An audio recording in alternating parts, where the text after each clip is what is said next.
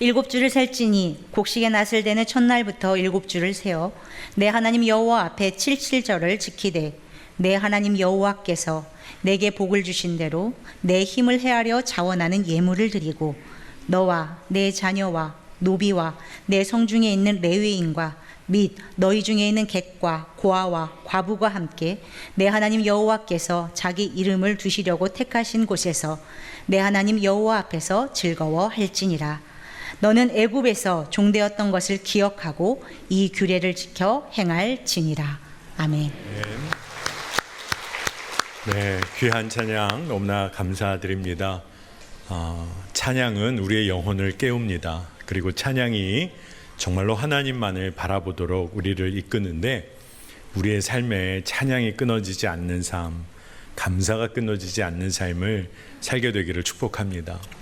여러분, 오늘 영상 또 광고를 통해서 7.14 기도 대성회에 관한 안내를 받으셨습니다. 저희 매화교회도 가까운 송도 컨벤시아에서 한국교회가 연합해서 기도하는 아주 큰 집회이기도 합니다. 로잔 대회를 준비하는 이 기도 집회가 한국 교회를 깨우는 영적 대각성을 일으키는 기도의 운동으로 나아가기를 원하는데 한 명 한 명 성도들의 기도가 필요합니다. 여러분들 그 집회에 함께 참여하기 원하시는 분들은 꼭 교구 목사님이나 행정실에 신청을 해주시면 저희 교회가 함께 그곳에 참여하도록 하겠습니다. 한국의 많은 교회들이 그곳에 모이게 됐는데 아마 뜨거운 하나님의 역사를 경험하게 되시리라 믿습니다. 여러분 함께 하시기를 바랍니다. 오늘은 맥주감사 주일로 지키는 너무나 귀한 주일입니다. 여러분, 농경 문화에서는 씨를 뿌리고 수확을 준비하는 그 모든 과정 가운데 때를 따라 그 시기마다 아주 중요한 그런 시점들이 있는 것이죠. 땅을 갈고 또 토양을 비옥하게 준비해서 또 씨를 뿌리고 또 잡초도 뽑고 또 수확을 준비하다가 수확하게 되면 또 탈곡해서 잘 저장하는 일까지 때를 따라 중요한 삶의 주기가 농경 문화 가운데 있습니다. 그러다 보니까 중요한 때를 따라서 그 때마다 풍성한 그런 수확과 인도하심을 구하기 위해서 신적 자비를 구하며 농경 문화마다 종교적인 절기들이 참 많이 발달을 했습니다. 아마 거의 모든 문화권, 농경 문화권에서는 이런 일들이 있었죠. 특히 가나안 땅에서도 그랬습니다. 그래서 농경 문화에 근거한 많은 축제들, 제사들이 있었던 거죠. 그래서 근동 지역에서 수확 또 풍성한 열매를 보장해주고 이끌어줄 거라 그렇게 믿어지고 여겨지는 이방신들을 수없이 섬겼습니다. 그런데 오늘 신명기 말씀은 이런 농경 문화의 관습이 아니라 하나님의 말씀을 따라 사는 전혀 다른 삶에 대하여 명령을 하십니다. 이게 굉장히 중요한 것이죠. 출애굽 당시 하나님께서 명하신 절기에 관해서 모세가 굉장히 분명하게 강조하는데 그 절기를 어떻게 지켜야 하는지 말씀대로 강조합니다. 출애굽기 23장 16절을 보니까 맥추절을 지키라. 이는 내가 수고하여 밭에 뿌린 것의 첫 열매를 거둠이니라. 또 출애굽기 34장 22절을 보니까 칠칠절 곧 맥추의 초실절을 지키고 새말에는 수장절을 지키라. 아멘입니다. 이 말씀을 보니까 첫 열매 감사로부터 시작해서 전체 수확의 감사로 나아가는 절기를 말하고 있어요. 칠칠절은 맥추절의 또 다른 이름이기도 합니다. 모세는 왜 이렇게 이 절기를 중요하게 강조한 걸까요? 이 절기를 기억하고 지키는 것이 가나안 땅에서 이스라엘 백성들이 하나님의 백성의 정체성을 유지하고 또 그것을 강하게 붙들고 사는데 너무나 중요하기 때문에 그랬던 겁니다. 하나님께서 허락하신 삶, 하나님이 건져주신 삶, 매 순간 구체적으로 역사하시는 하나님의 사랑을, 그 놀라운 힘을 기억하는 것, 이게 너무나 중요하기 때문에 이 맥추절기를 지키라는 거예요. 그래서 이 절기를 지킬 때마다 하나님을 기뻐하는 백성의 삶, 내가 하나님을 기뻐하는 백성이지, 나의 삶, 우리의 삶을 다시금 그 자리에 다시금 세우는 겁니다. 그런 의미가 있는 거예요. 오늘 우리에게는 어떤 의미가 있을까요? 매일매일 쳇바퀴 돌듯이 경쟁사회로 우리가 내몰립니다. 하나님 나라의 백성이지만 세상은 우리에게 세상의 삶의 패턴과 그런 삶의 주기, 흐름대로 따라오라고 계속 우리를 휩쓸려고 합니다. 그런데 절기를 지키고 감사하는 삶을 통해서 세상 속에 있지만 내가 하나님의 자녀의 삶을 사는 사람이다. 내가 말씀대로 믿음의 삶의 방식을 따라가는 사람이다. 이거를 분명히 하며 살게 되는 거. 이게 절기를 지키고 감사하는 의미인 겁니다. 여러분, 첫 수확을 거둔 이후에 하나님의 백성들은 감사의 시간을 가졌습니다. 오로지 주님이 하셨음을 고백하는 시간이죠. 하지만 아직 한 해를 살아가기 충분한 양식이 확보된 때는 아니에요. 앞으로 어떤 일이 벌어질지 모릅니다. 그러나 하나님께서 하나님의 자녀들을 지금까지 이끄신 것, 그거 경험했고, 그리고 그와 같이 앞으로도 정확하게 이끄실 것이다. 이 믿음을 가지고 미리 감사하는 겁니다. 여러분, 첫 수확이 생각보다 모자랄 수도 있어요. 부족해 보일지 모릅니다. 그러나 감사할 수 있는 이유는 뭐죠? 매일매일 새롭게 이끄시고 채우실 하나님을 내가 기억하고 믿기 때문에 할 수 있는 겁니다. 다가올 시간 속에도 하나님은 신실하시고 하나님의 자녀의 필요를 채우실 것이다. 그 믿음으로 감사의 삶을 여전히 사는 겁니다. 저도 목회를 해오면서 정말 이런 믿음으로 감사하는 성도들 많이 만났습니다. 아직 일할 기회를 잡지는 못했어요. 하지만 신실하게 이끄시며 일할 기회도 주시고, 그리고 하나님께 영광을 돌릴 그러한 일자리 주실 거다 믿고 미리 감사하는 성도들 봅니다.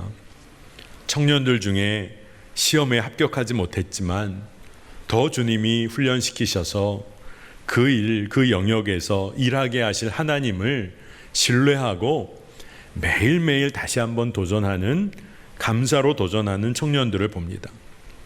스스로 계획한 일이 열리지를 않았어요. 하지만 선하신 하나님은 내 뜻은 안 이루어졌지만 하나님의 뜻을 분명히 이루실 것이다. 그 믿음 가지고 낭망하지 않고 여전히 힘찬 하루를 시작하는 그런 성도들을 많이 보았습니다. 여러분, 우리는 아직 완전히 이루지 못한 일, 아직 이루어지지 않은 일들 앞에 놓여 있는 경우가 많습니다. 하지만 여전히 선한 길로 인도하시는 하나님을 신뢰함으로 우리는 첫 열매 감사를 올려드릴 수 있는 겁니다. 여러분, 이런 감사의 믿음이 우리 삶을 거룩하게 만듭니다. 우리 삶을 새롭게 전환시키고 또 새로운 활력을 주는 거예요. 아직 이루어지지 않았지만 감사하는 삶이 왜 중요하냐? 우리 삶을 세상의 흐름에 내어주지 않게 하기 때문에 너무나 중요합니다. 세상은 눈에 보이는 것 따라 살라고 하니까 눈에 보이는 게 없으면 감사하기 어렵습니다. 하지만 정말로 주님 신실하게 바라보고 믿고 우리가 감사하는 삶을 살게 될 때 우리 삶은 바뀝니다. 감사가 우리 삶을 바꾸는 핵심적인 키가 됩니다. 오늘 3부 예배 함께 하시는 우리 성도님들 중에 운동 좋아하시는 분 계실 거예요. 직접 하는 거는 뭐 어떨지 모르지만 운동 시합 보는 거, 그거 좋아하시는 분도 계실지 모르겠습니다. 운동 경기를 보면 아주 중요한 순간에 그 기회를 제대로 살려내는 선수가 있습니다. 그러면 보통 그 선수를 클러치 능력이 있는 선수다, 이렇게 표현을 합니다. 여러분, 예전에 수동기어로 운전하던 시절이 있었죠. 아마 운전 좋아하시는 분들은 수동기어를 고집하는 분도 아마 여기 계실지 모르겠어요. 근데 수동기어 운전을 하려면 클러치를 밟고 기어를 이렇게 변환할 수 있습니다. 기어를 바꾸려면 클러치를 밟아야 되는 거죠. 그 이야기는 클러치를 밟는 순간에 삶의 방향이, 속도가, 또 삶의 방식이 변화될 수 있다는 거예요. 그러면 여러분 한번 생각해 보세요. 전혀 다른 삶의 변화를 이끌어내는 클러치와도 같은 역할을 하는 것이 우리의 믿음 생활에는 뭘까? 그게 바로 하나님께 감사하는 삶입니다. 감사하는 자의 삶은 바뀌게 돼 있어요. 여러분, 내 능력과 내 조건이 다 갖추어져서 내 삶의 의미가 달라지는 걸까요? 결코 그렇지 않습니다. 오로지 나의 삶을 새롭게 만들기 원하시는 하나님에 의해서만 우리 삶의 의미와 방향이 달라지게 돼요. 그래서 감사가 핵심 포인트라는 겁니다. 내 노력 아니라 하나님의 은혜로 달라지고 채워지는 삶을 경험해야 우리의 삶이 완전히 바뀝니다. 아마 여러분들 중에 여전히 내 삶의 외적인 조건, 내 삶의 외적인 삶의 결과, 여기에 마음이 자꾸 빼앗기는 분이 계실 거예요. 여러분 이렇게 생각해 보세요. 여러분의 삶에 여러분이 원하는 외적 조건이 다 채워지고 주변의 여건도 다 열리고 삶의 결과도 원하는 대로 다 얻었어요. 여러분, 그러면 여러분은 감사의 삶을 어떻게 살아가게 되실까요? 아마 한순간 기쁘실 겁니다. 그리고 아마 여러분 감사도 하실 거예요. 그런데 그 일로 인하여 평생 감사하는 사람으로 살게 될까 생각해 보면 대부분은 더 많은 것 얻고 더 많은 것 손에 움켜쥐기 위해서 대부분은 건조하고 더 경쟁 사회로 내몰리게 됩니다. 순간 기쁠 수 있어요. 아마 잠깐 감사할지 모릅니다. 하지만 더 많은 것을 채우기 위해서 감사하기보다는 세상에 달려드는 거죠. 그리고 더 얻으려고 하는 겁니다. 여러분, 그렇기 때문에 어떤 외적인 조건과 결과가 내 삶에 주어졌는가 이것만 따지고 물으며 살 것이 아니라 우리는 진짜를 우리 삶에 물어봐야 돼요. 지금까지 내가 감사하는 믿음으로 살아왔는가? 여러분, 이것을 점검해 봐야 합니다. 여러분, 감사할 기회를 주셨다는 것은 감사할 조건이 충분히 나에게 있다, 이거 말하는 거 아닙니다. 오히려 믿음으로 살게 되었다는 것을 말하는 거예요.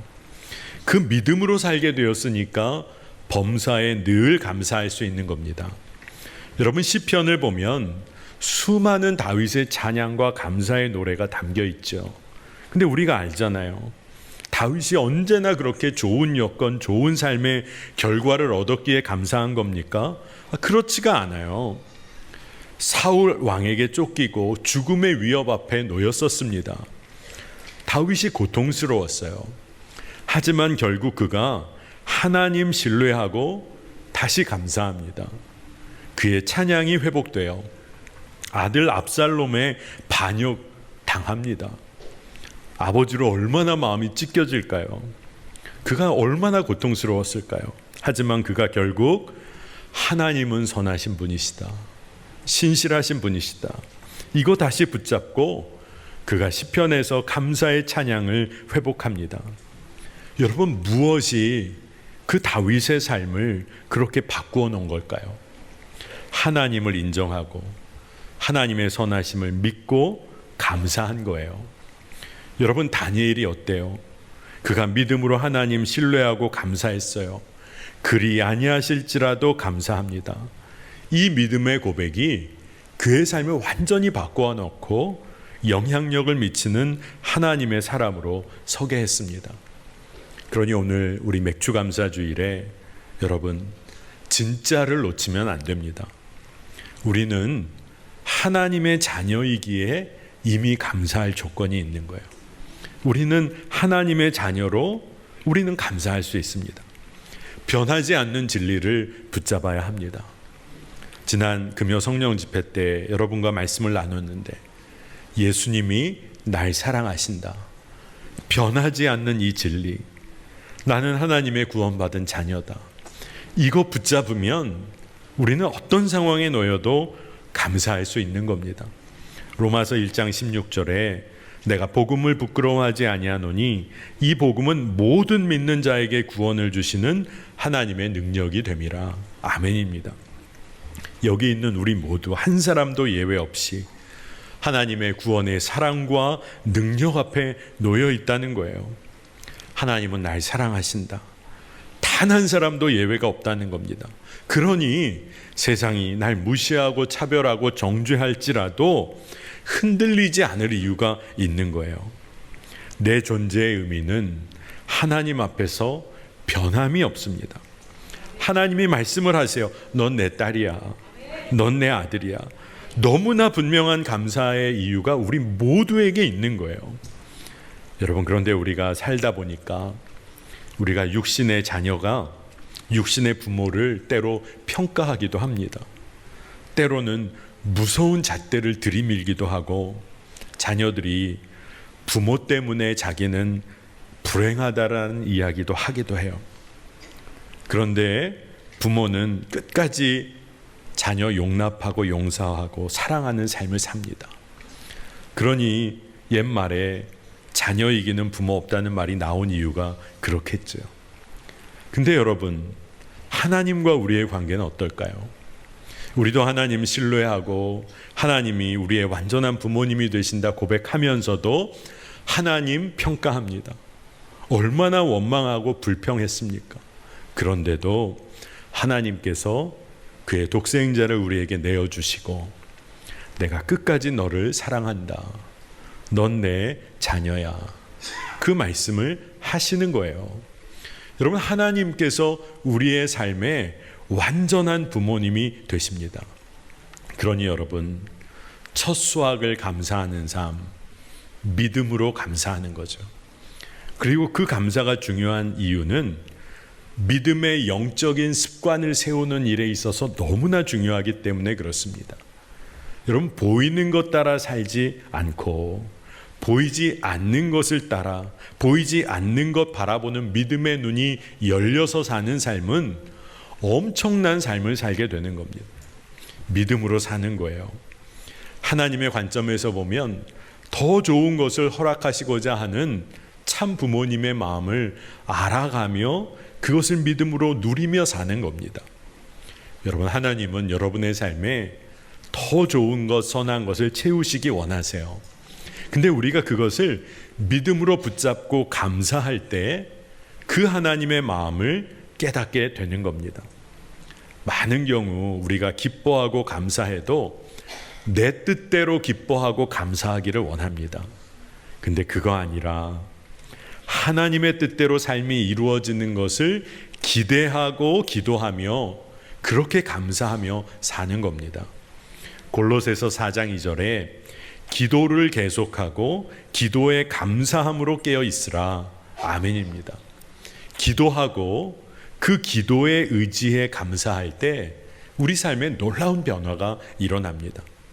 여러분, 하나님의 자녀로, 그 하나님의 자녀인 내 존재 자체로 인해서 우리는 감사할 수가 있는데, 사실 이 이야기는 하나님 때문에 우리가 감사할 수 있게 되었다는 거예요. 하나님 당신으로 인해 감사하는 삶을 살게 된 겁니다. 왜 그렇죠?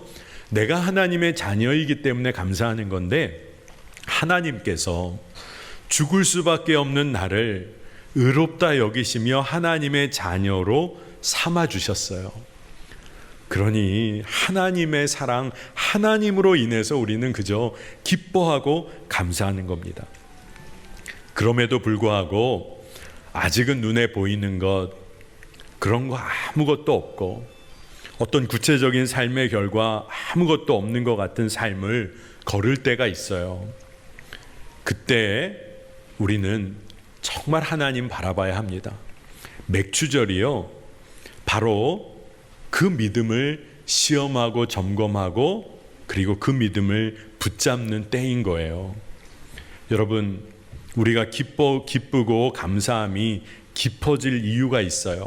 아무리 어려운 어둠의 터널을 지나도 막막한 시간이 지속되는 것 같은 그때에 더 분명해지고 선명해지는 것은 주님이 나와 동행하고 계시구나. 이것을 선명하게 느끼게 됩니다. 어려운 때, 힘든 때, 눈에 보이는 거 없어요. 감사할 게 뭐가 있나. 근데 바로 그때 우리가 믿음으로 감사할 때 주님이 나와 함께하고 계심을 보게 됩니다. 세상에 전설적인 투자자로 알려져 있는 워렌 버핏이라는 사람이 있습니다. 아마 아시는 분 많으시죠? 엄청난 투자회사 회장이죠. 근데 그와 함께 점심을 하는 것을 사람들이 그렇게 하기를 원해요. 그래서 자선 경매 행사에서 이 버핏과의 점심 식사권이 연례 자선 행사를 위한 경매에 나옵니다. 그래서 이것이 2000년부터 시작돼서 2022년까지를 마지막으로 이 행사가 마감이 됐는데, 경매 수익금은 샌프란시스코의 빈민구호단체인 글라이드라는 재단에 전액 기부가 되어 왔다고 해요. 2022년까지 누적 기부금이 5,320만 달러입니다. 약 688억 원 정도가 모여서 기부가 된 거예요. 그런데 이제 2022년, 작년이 이제 마지막 버핏과의 점심 식사다 하고 경매가 되어졌을 때 1,900만 달러의 이 경매권이 낙찰됐어요. 한화로 약 246억 원, 사상 최고가 기록을 세웠습니다. 버핏과 식사하는데 246억 원을 쓰겠다는 사람들이 있는 거예요. 여러분, 그죠? 야, 엄청나다. 이런 것을 우리가 느끼려고 이야기를 나누는 게 아닙니다. 여러분, 왜 사람들이 이 투자의 규제와 이토록 엄청난 금액을 지불하며 식사를 하려고 할까요? 아마 그 버핏의 통찰이나 지혜, 삶의 방식이나 무언가 조언을 얻기 위한 거겠죠. 그래서 그렇게 많은 사람들이 관심을 갖습니다. 자, 세상의 사람들은 버핏이라는 사람과 동행하기를 원하는 것 같아요. 그런데 여러분은 지금 누구와 함께 여러분의 인생길을 걷고 있습니까? 세상 사람들이 수많은 돈을 들이고 에너지를 투자해서 어떤 자기가 뭔가를 지혜를 얻기 원하는 그 사람과 그렇게 만나려고 하는데, 여러분, 우리 그리스도인 우리는 주님과 동행하는 일에 여러분 얼마나 에너지를 쓰고 계세요? 여러분의 삶 전부를 내어드리고 계십니까? 이 세상의 창조자이시고 구원자이시고 삶을 지탱해 주시는 하나님, 그분과 늘 동행하고 있음을 우리가 믿고 기억하고 그 삶을 누려야 할 줄로 믿습니다. 여러분, 우리의 초점이 맞춰져야 돼요. 하나님께, 그 주님께 여쭙고 매일매일 여쭙고, 그리고 순종하는 삶 말씀대로 살 때 우리가 은혜를 누립니다. 그리고 순종하는 그 자체가 은혜인 거예요. 우리는 때로 막막해 보이는 어둠의 터널을 지나는 것 같을 때, 그때 주님 더 바라보고 주님 더 경험하게 될 줄 믿습니다. 제가 꽤 오래전에 감리교 부흥을 위한 목회자 모임이라는 기도 모임에 참석을 하기로 하고 부산으로 내려갈 때가 있었습니다. 근데 그 모임에는 목회자들이 모여서 감리교 부흥을 위한 기도도 하면서 중요한 책 한 권을 다 같이 읽어와서 발제 모임도 하자. 그래서 책을 한 권 꼭 읽어가야 했어요. 근데 제가 여러 일정 때문에 책을 일부만 읽고 다 읽지를 못했습니다. 근데 저에게 믿는 구석이 하나 있었어요. 서울에서 부산까지 가는 버스가 시간이 적어도 4-5시간은 걸리니까 나머지 부분은 버스에서 충분히 마무리 짓고 읽을 수가 있겠다. 그래서 버스가 아침 일찍 출발했을 때 버스를 타고 이제 책을 읽기 시작했습니다. 근데 가는 길에 터널이 나오는데 어두워지니까 책을 읽기가 좀 어렵잖아요. 불빛도 흔들리고. 그래서 한번 터널을 지날 때 좀 어려움을 겪었습니다. 근데 이렇게 가다가 제가 진짜 한 가지 큰 깨달음을 얻었는데, 우리나라에 산이 엄청 많은 거예요. 부산까지 가는 동안 하여간 터널로 왜 이렇게 많이 들어가는지, 제가 책을 읽으려고 하면 터널이에요. 어두워요. 불빛이 흔들려요. 그래서 마음이 조급해지고 좀 짜증이 날 법도 했을 그때 저에게 한 가지 지혜가 생기더라고요. 그래서 터널이 나와서 들어가면 책을 읽는 거 멈추고 눈을 감았습니다. 그리고 읽었던 내용도 묵상하고 잠깐 기도하고, 터널 밖으로 나가 주변이 밝아지면 눈을 뜨고 다시 책을 읽어보고, 터널을 만나면 눈을 감고 읽었던 내용을 마음에 새겨도 보고, 그렇게 가다 보니까 터널이 많은 것이 문제가 안 되고 감사가 되더라고요. 읽은 거 바로 묵상하고 기도하고, 이게 되더라니까요. 여러분, 우리가 어둠의 터널과 같은 인생길을 걸어갈 때 어떻게든 해결해 보려고 노력하며 성실하게 달려가는 거 중요합니다. 하지만 문제는 조용히 눈을 감고 하나님 앞에 기도하는 시간이 꼭 필요하다는 거예요. 내가 주님과 동행하며 가는 그 길의 방향이 어떤 방향인지를 볼 수 있어야 돼요. 정말로 열심히 달려가며 일은 했는데 그 방향이 주님 모시기에 엉뚱한 방향이라면 어떡하겠어요? 어둠의 터널을 만났을 때 우리가 주님 앞에 더 점검하는 시간을 가져야 합니다. 아무리 어려운 어둠의 때를 통과하는 것 같은 시간일지라도 나를 품고 계신 주님, 선하신 주님 신뢰하면 우리는 언제나 감사로 반응하는 삶을 살게 됩니다. 진정으로 감사하는 자의 삶의 특징이 있어요. 그것은 혼자서 만족하고 혼자서 기뻐하는 자기 만족적인 자기중심적인 감사 결코 아니라 하나님의 사랑에 응답하는 삶으로 나아간다는 겁니다. 맥추절을 어떻게 지키며 감사해야 하나, 오늘 말씀은 기가 막힐 정도로 자세하고 구체적으로 어떻게 감사해야 할지를 알려줘요. 오늘 11절 말씀입니다.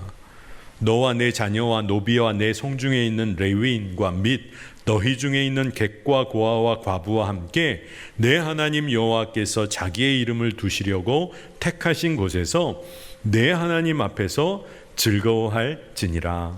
아멘. 함께 하고 있는 모든 이들과 더불어 하나님으로 인해 감사해야 한다는 거예요.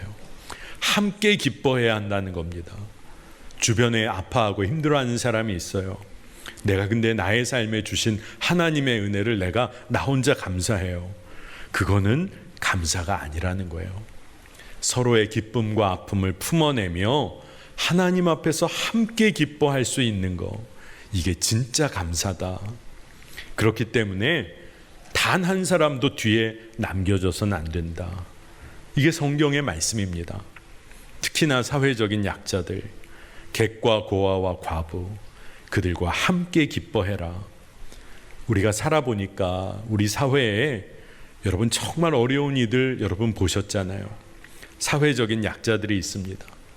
공동체 안에서, 사회 안에서 늘 소외되고 뒤에 처지는 이들 있게 마련입니다.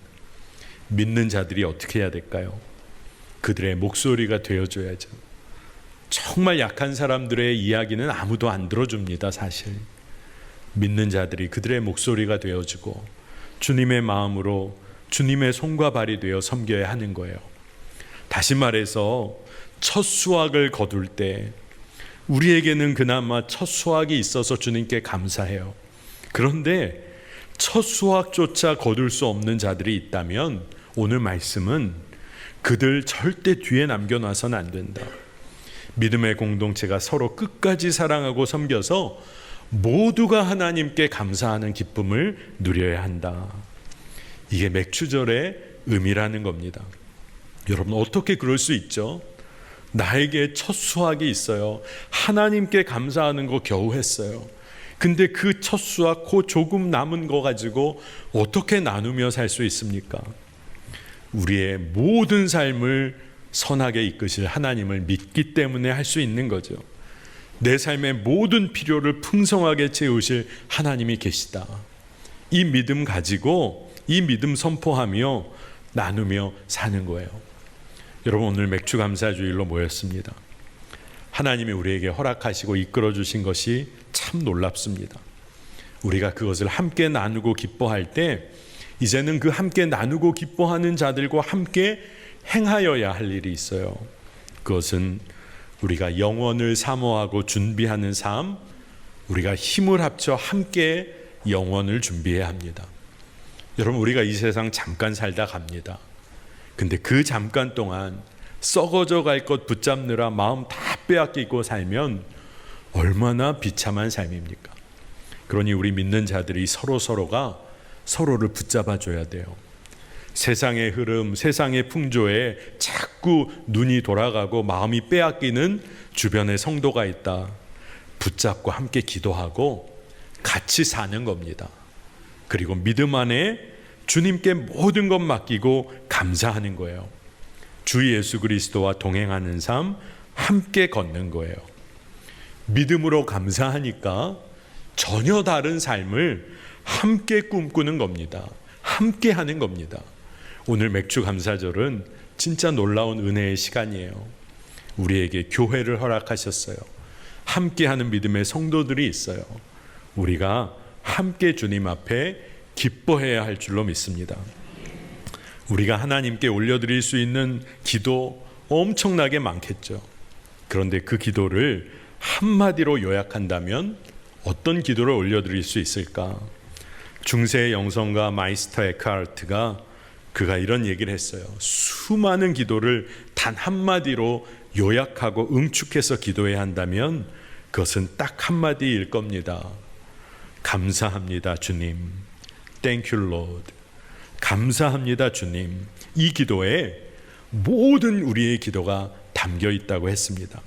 여러분, 그러니 우리가 주님으로 인해 늘 감사하는 삶은 엄청난 은혜와 능력이 있는 삶이에요. 우리가 주로 인하여 자족하며 삶의 전적인 변화를 일으켜내는, 함께 일으켜내는 매화교회의 모든 성도 되기를 축복합니다. 여러분, 감사로 회복될 줄로 믿습니다. 감사로 일어날 줄로 믿습니다. 감사로 뒤에 남겨져 있는 이들 아무도 없이 모두 함께 기뻐하며 주의 이름을 높여드리기를 원합니다. 우리 함께 기도하겠습니다. 하나님, 감사합니다. 맥주 감사주의를 맞으며 간절히 구합니다. 첫 열매 감사의 믿음이 회복되게 하여 주옵소서. 눈에 보이는 형편 어렵고 힘들지라도 오로지 주님이 내 삶을 이끄시고 채우시고 회복시키신다는 믿음이 부어져서 오로지 감사하는 삶 살게 하소서. 감사로 우리 모든 성도의 삶의 방향이 전적으로 바뀌어져서 주변의 모든 사람들과 함께 하나님을 기뻐하게 하여 주옵소서. 가정 안에, 기업 안에 이 놀라운 역사가 일어나게 하여 주옵소서. 하나님을 신뢰하기에 걸어가는 길 담대히 걸어가게 하여 주옵소서. 감사드리고 예수 그리스도의 이름으로 간절히 기도합니다. 아멘.